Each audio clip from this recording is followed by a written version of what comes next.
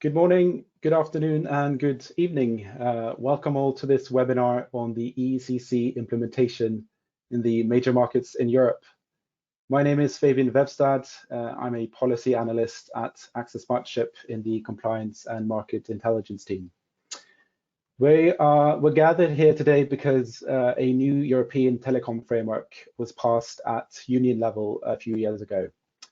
The European Electronic Communication Code this is, and this is the code that repeals the old European telecom framework and introduces a host of new obligations which the industry now must comply with. This afternoon, we're going to look at how France, Germany, Spain, and the UK are updating their telecom frameworks to conform to this new code. The deadline for member states to make these changes passed on the 21st of December last year, about 2 months ago. Now, very few member states actually met this deadline, which is why the EU Commission earlier this month opened up infringement proceedings against 24 member states. Now, this fragmented and delayed transposition process naturally creates some regulatory uncertainty in the industry. We know that member states won't implement these rules in a uniform way. We also know that regulators use these opportunities of running public consultations to add to the framework and to add additional rules which go beyond the European framework. So there's clearly some work to be done for providers in monitoring how this regulatory environment is changing in 2021 as a result of this delayed process. Now, the good news is we've got Access Partnership's star team of regulatory experts with us today to guide us through the most pressing regulatory changes that we're seeing as a result of this development. We'll start by turning to our country experts shortly. They'll give us an overview of the code implementations in these countries. After this, we'll discuss the issue of number allocation and the widespread practice of sub-allocation and how this affects compliance burdens in these markets. At the very end of this webinar, we'll have a short segment on Access Partnership's new subscription service, our market access database. Firstly, let's turn to code implementation. If I could ask our Germany expert, Vadim, to give us an update on Germany. I believe Germany's published a final draft. Is that right, Vadim? That's absolutely correct, Fabian. So they did it already in December last year, and it has basically the bill, the draft, has been transposed, and it's called a Telecommunication Modernization Act. So they transposed the code into this act, which will have to be discussed in German Parliament, Bundestag, on the 1st of March. So yeah, it's publicly available, so you can participate in discussions or at least observe to see how this is going to be done in the German Parliament. It's true that Germany has missed the deadline, and they have already received a formal notice from the Commission. But it looks like Germany has tried and is trying to do all the best endeavors to expedite the proceedings and to implement the code as soon as possible. However, what we could expect is some fierce or heated debates in the parliament soon to come. In relation to consumer rights, data protection, these concerns have been raised by Green Party. And then there is a Liberal Party that is FDP, and they are looking for development of even better, faster connectivity. The fact that the bill doesn't really differ much from the code. First of all, it does mention interpersonal telecommunication services that the current regulatory framework doesn't have. And as you know, interpersonal personal communication services are distinguished between two separate categories, the so-called number dependent and number independent services. And the thing is, the bill preserve the so-called notification requirement. So all service providers and network operators need to notify their activities. And as interpersonal telecommunication services are included, number-dependent providers have to notify Bundesnetzagentur, the federal network agency, of starting their services. So this needs to be done. This notification needs to be sent before they commence the services. What is important to highlight is that number independent service providers they do not have to notify. So there is no, basically in that regard, Germany follows the code to the letter. So it's a big important distinction as well. So that there's no distinction. So it's important to bear in mind. And notification needs to be as previously done in writing. And then within a week, Bundesnetzagentur, BNetza, will confirm that all the data is there and they should register entity in their registry. So what is important to keep in mind is the bill also improves the end user rights. And as number independent service providers are now considered to be regulated activities as regulated service providers, they will be subject to this obligation as well, including the time frame of contracts with end users, etc. So they need to, providers really need to bear in mind and carefully look and compare their existing terms and conditions with what they will have to comply with very soon. So this is very important, especially considering that Germany really pays a lot of attention to end user protection. So what is important also to bear in mind that the bill talks about number dependent or number based providers and the requirement to ensure emergency carriage services. However, it's important to bear in mind that providers of number independent interpersonal telecommunication services that enable direct communications with local responsible emergency call centers must ensure that the necessary data and location are properly transmitted to the centers. So this requirement deals, for example, with providers of emergency call apps. So this is very important to bear in mind, this distinction from the bill. And finally, a few words about the traffic data and lawful intercept. So the bill also requires storage of traffic data as basically previously. And what is very important now is there is a requirement to store data or traffic data within Germany. And what is important, this obligation doesn't look like extend to number independent service providers. So it seems to me they are outside of this obligation. Also, this is very important that this traffic data would need to be stored in Germany, in the country. So this is specifically indicated in the bill. And finally, a few words about lawful interception. The regulatory framework on lawful interception in Germany is very, very complicated, and we could maybe dedicate another webinar just specifically talking about that.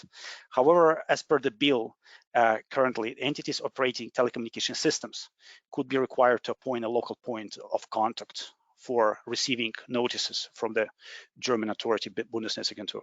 And this is something that's a difference from the EECCs. That, I mean, lawful intercept is a separate beast, let me put it this way. But it's really important to know that these entities that are subject to lawful intercept might be required to have a local representative for these purposes. Yeah, thank you. Cool, very interesting. Next, we have an update on France from my colleague Maria. In France, the picture is quite complex, isn't that right, Maria? Yes, thank you, Fabian. Thank you all for joining. Hello. So yes, in France, actually, the situation is much different because the information comes from different parts, different piece of legislation. So there's not one single bill as there is in Germany and other countries.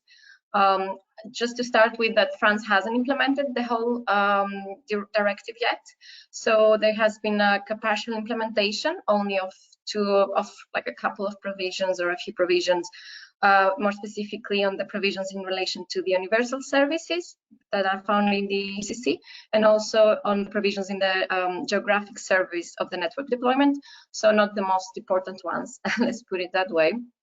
and the rest of the provisions are still to be implemented. The ordinance that have implemented the first provisions stipulates that the rest of the act will need to be implemented by the beginning of June of 2021. However, considering that the Commission has already started the sanctions against the countries that have not implemented, the implementation may come actually sooner. There is no concrete timeline from the French government for this at the moment. And as I said, the situation in France is very complex. The different provisions comes in different pieces of legislation. However, there is not much deviation from the EECC directive in relation to the definitions from the entities that will be subject to the telecommunications framework. So as Vadim just explained, in Germany, the same definitions will be retained also in relation to number independent and number dependent communications providers. So no much difference we can expect there to be implemented in the final bill. What is maybe important to mention here is that also they, in relation to number allocation, for instance, now France in the bill provides that the certain numbers could also be obtained through by non-telecommunication service provider. That's an important addition as well to the bill. But actually, it's very important that France is, I guess, the only or one of the few countries that have deviated from the bill, proposing to delete the notification process. So as Vadim said, that if you're considered a telecommunication service provider, you will need to notify your services to the regulatory authorities. So the French government proposes to actually delete this notification requirement. To be noted that France does not have regulatory fees at the moment, so they're not, for the declared notified operators at the moment, there is no requirement to pay regulatory fees. So I guess this will not change if the notification is part. But on the other hand, there are a lot of obligations that are related to the notification as a service provider. So this is not sure how it will be reflected in practice if the notification is deleted. Also to note that the bill, like the draft bill that speaks about the implementation of the deletion of the notification procedure, actually refers to notified operators in other articles. So it's the whole bill is a bit inconsistent from that regard, which makes the implementation of the deletion of the notification even more difficult in practice. Therefore, it's not clear if this will be retained at the end. But it will be interesting to see if they actually decide to do that, and maybe other member states will decide to do this as well. On the other hand, what other deviations we can see in France in the proposed bill is that in the emergency service obligation, there is an additional obligation for number dependent service providers to give a point of contact to the relevant emergency service authority in the department where they provide the services. This can be in practice very burdensome because the number dependent service provider may need to contact different types of authorities in different departments. And then the other deviation is also that I will say that the providers might bear the cost of the emergency service provision. So this is not a uniform rule in all the member states, but France is one of the countries that now explicitly stated that that is in the bill, so it's not yet implemented, but if the bill goes through as it is, then that will be a requirement for the service providers. And then, as Vadim mentioned, the lawful interception, I think is also interesting to mention that one of the bills that implements the EECC mentions in the introduction that lawful interception requirements should also be applicable to number independent service providers in addition to number dependent service providers. So, for example, if we're speaking of over-the-top providers and the pure software of the top providers, this might be problematic in practice because at the moment, lawful interception apply mostly to traditional telecommunication service providers or providers that at least have an access to the network, like access to the PSTN. So it will be interesting to see if that's actually reflected in the final text. Just to note that this is stated in the introduction of the proposal. So it's not found in the main text, but it does show how the French government may want to interpret, or the French regulator may want to interpret the lawful interception provisions once the act will be implemented. So that's the main deviations from France side, but it will be interesting to see if they will all be adopted in the final text. Certainly, very interesting. Our Spain expert, Ilaria, is also here to provide us her insights on the state of transposition in Spain. Ilaria? Thanks, Fabian. Hi, everyone, and welcome again. To go straight to the point, Spain has not implemented the code yet. So when you were referring to the infringement proceedings started by the EU Commission, that also interests Spain. However, there is something that we should notice, and it is that Spain has published a draft law, and that happened in September 2020. The draft law has even gone through a public consultation, and that is ended in October 2020. However, the results of the consultations are not available, and the draft itself has not been approved. Based on our understanding, it will be voted in Parliament around Q2 of 2021. So not only the provision of the draft could change, but as I mentioned, it has not been approved.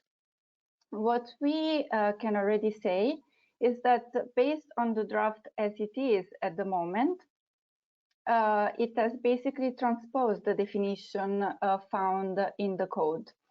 And unlike the code, it also includes number-independent services, but it wants number-independent service providers to register in the Spanish registry of operators. Now, basically, the information to be provided for the purpose of this registration, as well as the procedure itself, is not very detailed in the draft law. But what we can already highlight are the obligations that are connected to the registration of number-independent service providers in such registry. In fact, number-independent service providers will be required to provide information to the Spanish authorities upon their request, information that could be relevant for statistical purposes or also for checking compliance with regulatory obligations. They will have to ensure security and integrity of their services. They will be subject to the CNMC's jurisdiction in case of disputes. The CNMC is the Spanish regulator, of course. And the most important thing I would say is the fact that they will be subject to regulatory fees. So if their revenue exceed a certain amount, which is specified in the draft law, they will have to pay for the contribution to the universal service and also for the annual operator fee. Considering that number-independent services are usually offered free of charge, it is not yet clear what revenue will be subject to the fees that I mentioned, most likely advertising, but that's mainly delegated to further regulation. So these were the highlights that I wanted to share. And again, I want to say that it's not super stringent considering that the draft has not been approved. And once approved, the draft will not only serve as implementation of the code, but it will also basically replace the current general telecommunication law that dates back to 2014. As we have been discussing the lawful intercept requirement, I also wanted to spend a few words on that, which is just that number-independent services, according to the draft law as it is at the moment, are not subject to lawful intercept obligations. Anyways, Spain is still, the implementation is still ongoing, but it's itself part of the digital strategy that Spain has for the period 2020-2025. Thank you. I'll give you back the word. Thank you, Ilaria. Finally, we have our UK expert with us, Mike. As I understand it, the UK is changing its laws despite not being in the EU anymore. Sure. Ironically, the UK leads the pack for the one that left the herd. As you noted, the UK was, until 1st of January this year, obliged to implement EU directives as if it was still a member state as part of the EU-UK withdrawal agreement. and this was among the last significant directives to make the cutoff. So what did the UK government do? Well, on 21 December, a snappily titled Electronic Communications and Wireless Telegraphy (Amendment) European Electronic Communications Code and EU Exit Regulations 2020 took effect. This piece of legislation implements the vast majority of the EECC, primarily to empower Ofcom to change general conditions. And in so doing amends the Communications Act 2003 and Wireless Telegraphy Act 2006 for spectrum-related issues. Ofcom and the sponsoring ministry, the Department for Digital, Culture, Media and Sport, consulted repeatedly through last year and towards the end of 2019 as well to set out its implementation strategy. So it was ahead of the curve, I think, in a lot of respects. In practice, Ofcom will stagger some of these changes through to December 2022, starting with the banning of sale of locked mobile devices, for example, and culminating in switching procedures for broadband in 2022.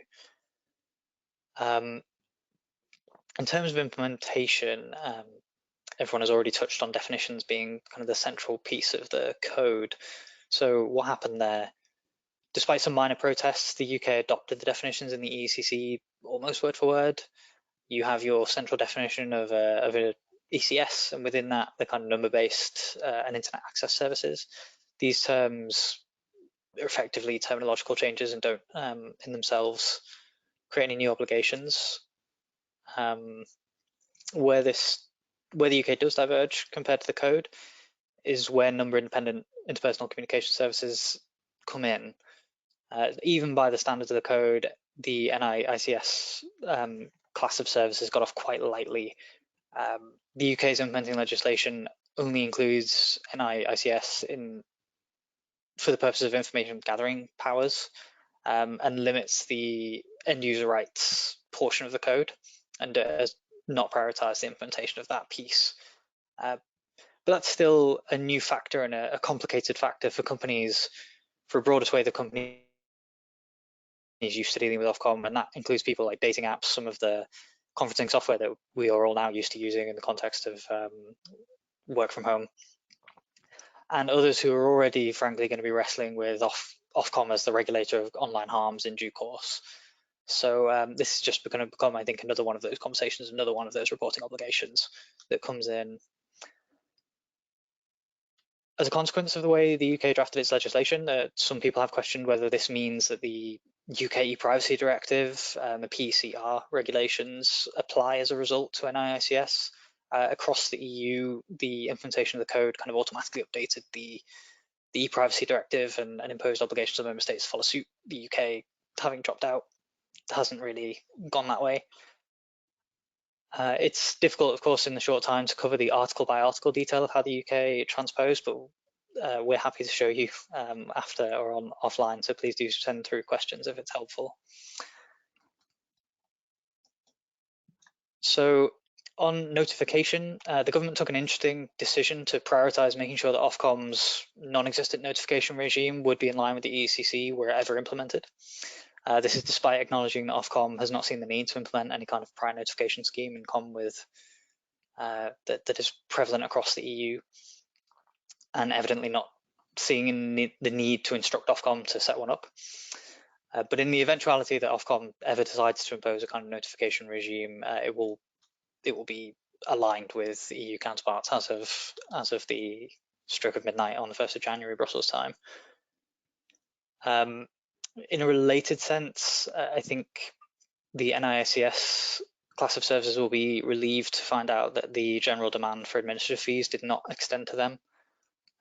They managed to escape the cut again as a consequence of the way that legislation was drafted. Just finally, I think the attentive watchers of the webinar will notice I've managed to get through quite a lot of this without talking about Brexit. What exactly did that do? The answer is relatively small. The UK-EU Trade and Cooperation Agreement that was agreed in the very end of December and took effect on 1st of January contains one of the more ambitious chapters around telecoms that have been agreed in any FTA. So while it does not replicate the conditions of the single market in its entirety, and yes, there will still be barriers versus the 31st of December 2020 to now. It does replicate the effect of things like no prior authorization requirement, and also discourages the implementation of things like foreign equity quotas or the need to establish joint ventures.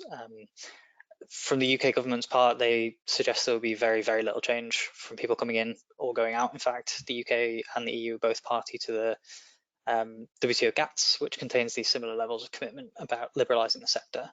But I think the big change here will be that whereas in the past, your right to challenge market access barriers from the UK would have been directly enforceable in a national court, that will now not be the case. Effectively, all disputes become diplomatic issues. So if you encounter a trade barrier today, whereas you once could have gone to the European Commission, you now go to the Department of International Trade and have to sit among other trade barriers in terms of how the government wants to pursue that. And finally, as time goes on, it's clear there will be divergence between the UK and the EU. For example, the e-privacy regulation being negotiated in Brussels will not flow to the UK. It's unlikely that the UK would shadow that directly, and is certainly not obliged to. And EU and UK case law will now evolve along separate tracks, which will make things a lot more difficult, I think, to track on a day-to-day basis. And one final consideration on this as well is the telecom security regime. EU member states have tried to coalesce around this. The UK will implement kind of security provisions of EECC in the telecom security bill and probably go a lot further than a lot of the other member states. And I'll leave it there and pass it back to Fabian. Thank you, Mike. Very interesting. Turning now to something that continues to be at the center of communication, namely numbering. We know that internet-based services are becoming more important, but the fact of the matter is we still all have telephone numbers, and it continues to be a fundamental part of how telecoms are provided.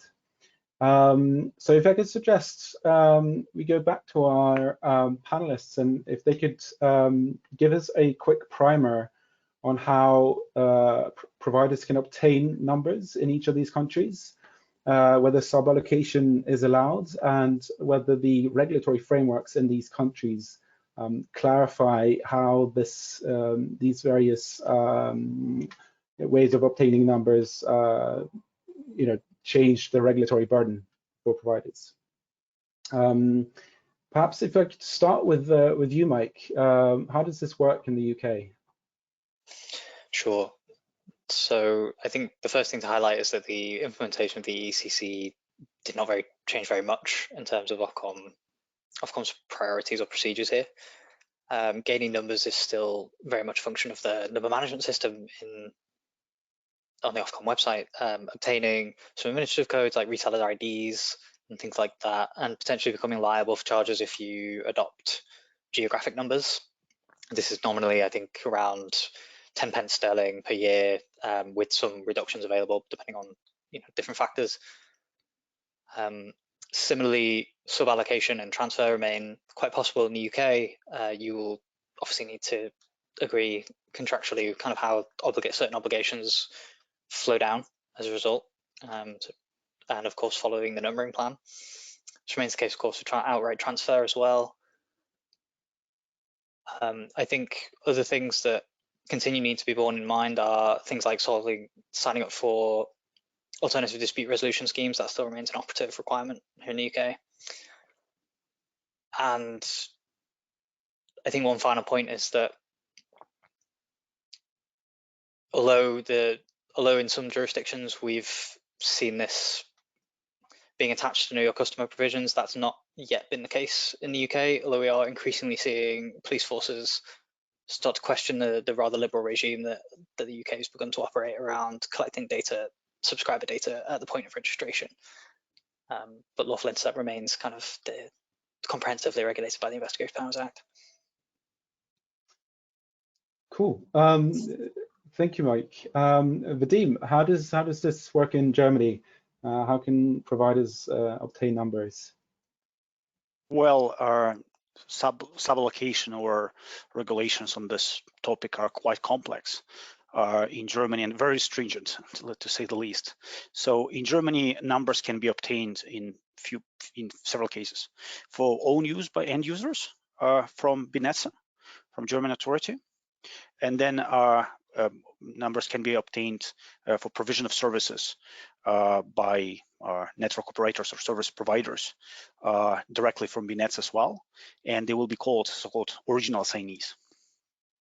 And then this original assignees may allocate numbers to its subscribers or give it to third parties, the so-called agents, who will distribute numbers to in the name of the original assignee, who will be responsible to operate to these numbers.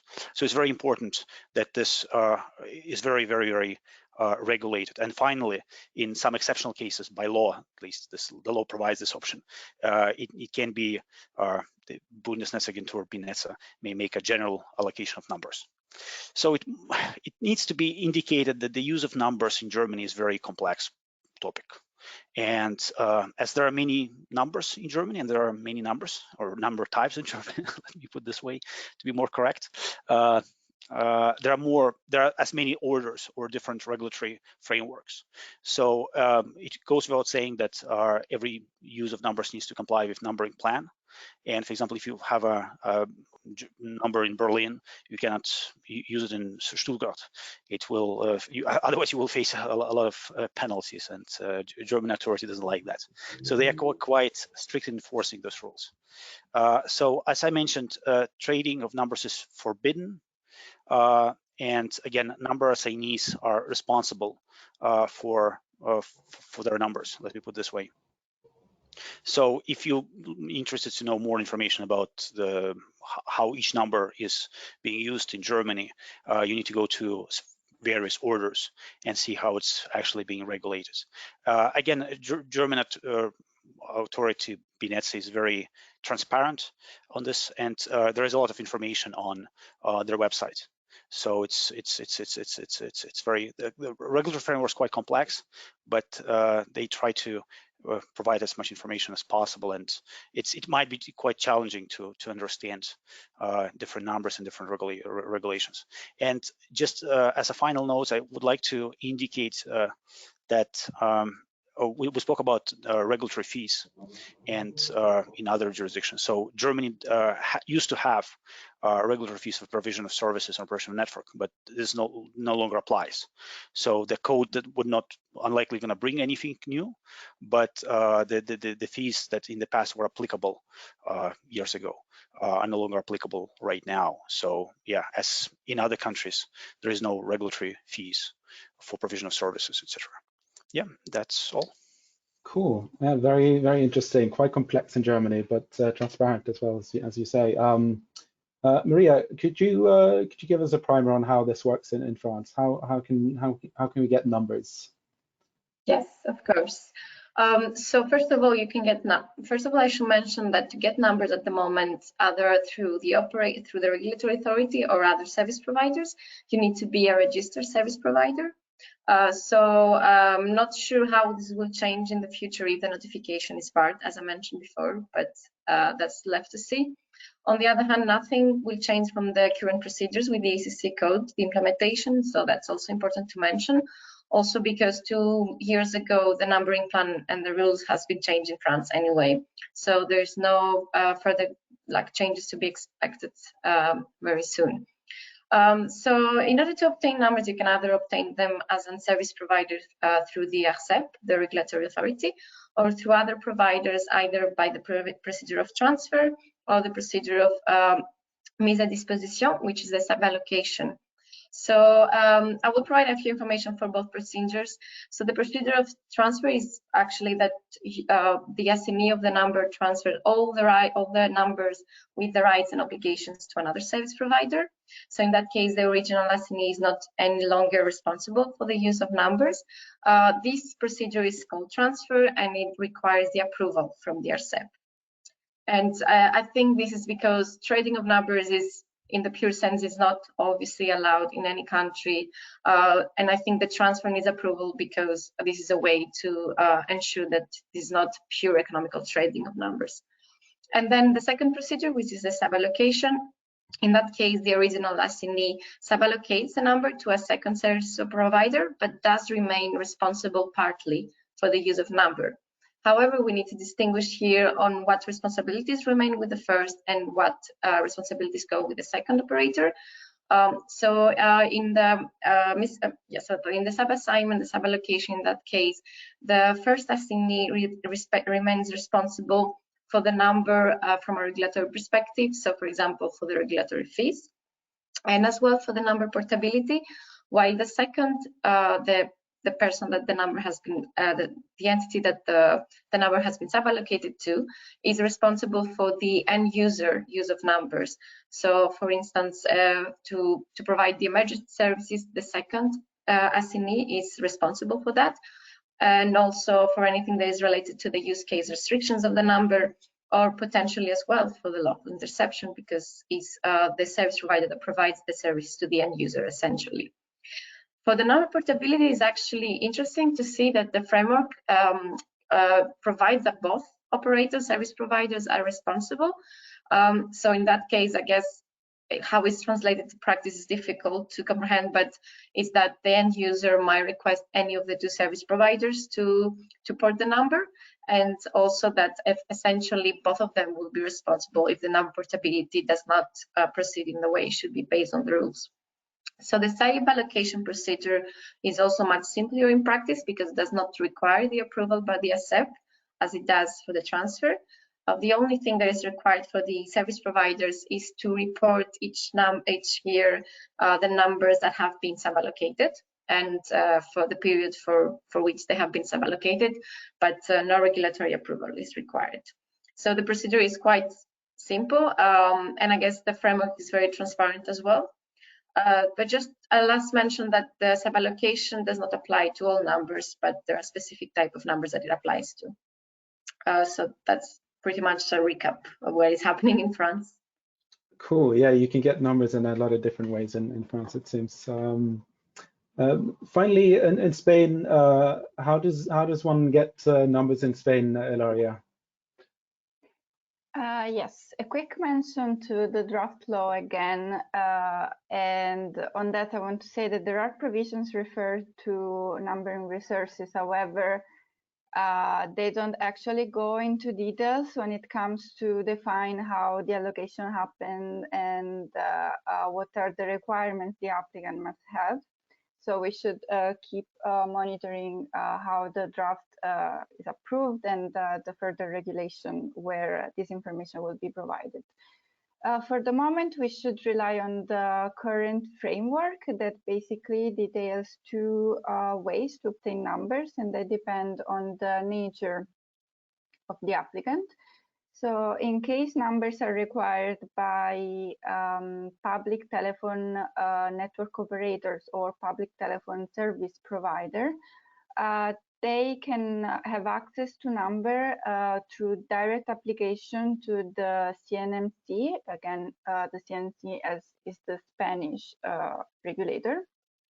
While for operators that do not strictly qualify as public telephone service providers, but more broadly as electronic communication service providers, they cannot obtain number through direct application, but through what the Spanish regulatory framework defines as sub-assignment. Basically, there is an agreement between an original operator and the second operator, and this requires a prior approval by the CNMC.